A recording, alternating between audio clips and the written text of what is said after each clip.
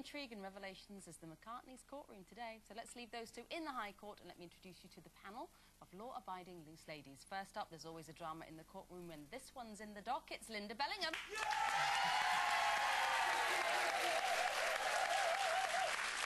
She may look innocent, but this one has more than a few guilty pleasures. It's Coleen Nolan.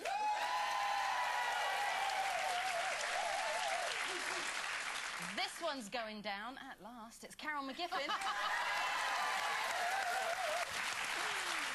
I wish.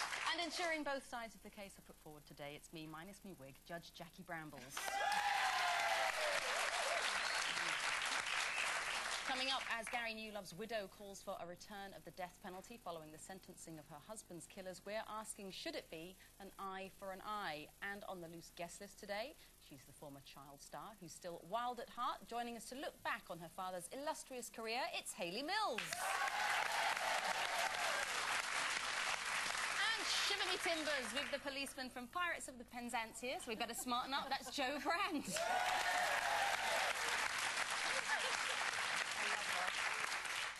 Question, what do Geri Halliwell, Heather Mills-McCartney, Myleene Klass and our own Coleen Nolan have in common? Any clues? They're all married or lived with pop singers? Well, no. Yes. Geri Halliwell? Yeah, I was a pop singer. Oh, really? Yes. News to me. Go on. Any ideas? I don't know, apart from, do they all think they can sing? Put us out of our misery. Go on, well, what have you been nominated if for you now? Insist, I've actually got down to the last few nominations for Celebrity Mom of the Year.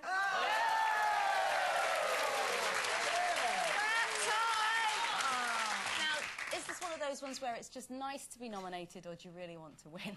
Well, I'd like to sit here and go, no, it's just great to be nominated and I'm thrilled, but I'm so desperate to win it.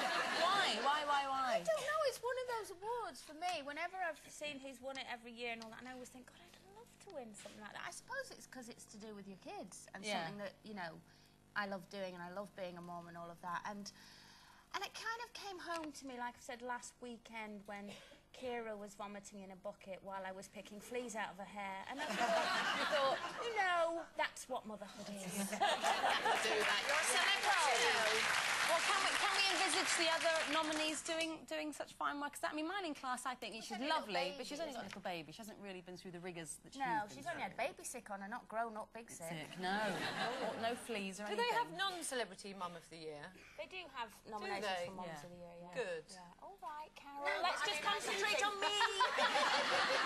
At least Coleen is a worthy nominee. I mean, I sometimes think it does make you wonder when you look at these lists who compiles them. I mean, either do it and give us some proper people to vote for. Well, we'll be voting for you because, I mean, you are a proper mum. I think a lot of them, I mean, there's that whole thing about the Spice Girls, isn't it, going on tour and taking their children with them and everything. But, I mean, they've got nannies and they've got... And anyway, they shouldn't be taking their children. Children like to be at home.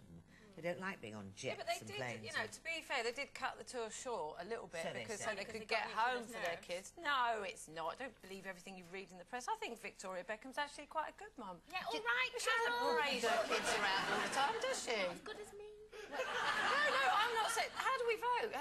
Who votes for us? You can go to our website and you can...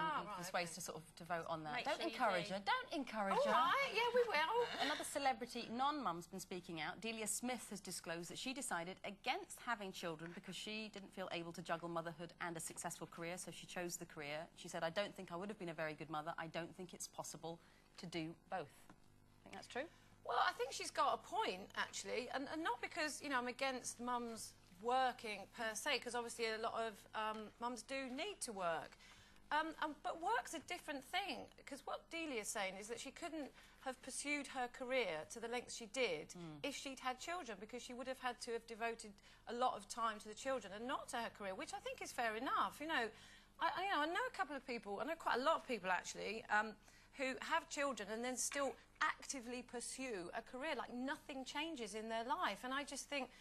I don't really understand that. I look at them and I think, why did you have children when, you know, actually your main focus is still you and it's still your career rather than your kids? And I just don't get it. I mean, I think you're absolutely right. And I think I certainly lost out on quite a lot of work. I didn't go to America when my boys were small, I turned down a couple of plays because I didn't even want to go on tour when they were very little. And I think the trouble is lots of working, but you didn't. Yeah, but I kind of work around the boys, and I think it's easy to say, you know, to people who have to work, because a lot of couples now can't have a mortgage without both of them working. It's blimmin' difficult, in fact, and it's hard work. And if you choose a career and your children, then personally you've got to understand how hard it's going to be. But something will suffer. Yes, and usually it will be your children, I think. And I truly, truly believe that if more that moment when kids come home from school, and it's not even little children, it's teenagers, it's 14, 15-year-olds, that thing about coming home and somebody's there and maybe a piece of toast and jam and a cup of tea, that whole thing about being in the house would save so many problems now with people out on the streets and, you know, having a base, you know. I think Carol sort of hit the nail on the head. I think you can, you know, maintain a presence in the workplace and have children, and I think a lot of people have to do that. But I think it's very difficult to sort of be ambitious and pursue your career as ardently as you may have done before you had kids, because your priorities shift and you can't give your all to a job when you've got both. to both. And it's then, just then impossible. some of those women end up going a bit mad because they think they can have it all and they can't have it all. You know, something has to give. And what you were saying about, you know, being always at home, I remember when my mum had to start work, and she literally had to work. I mean, you know, we had no money, so she took a job in a pub, funnily enough. Not that that was what she wanted to do, but the fact is it was perfect for us, because in those days, pubs opened at 11 and shut at 3, so it was perfect for school time. And there wasn't a single day we went home that she wasn't there. And there's absolutely no way she would have given us keys. She was always there when we left for school and when we got home from school. And I think that's very important, you know, with parents being out to work now. And often to kind of sustain a lifestyle that they don't need to sustain. You know, people will get big houses and big cars, and actually they think that's more important. Oh, I'm doing this for my kids. No, kids don't care. You know, you're doing it because you want to live in a big house and have a big car. And sometimes something has to give.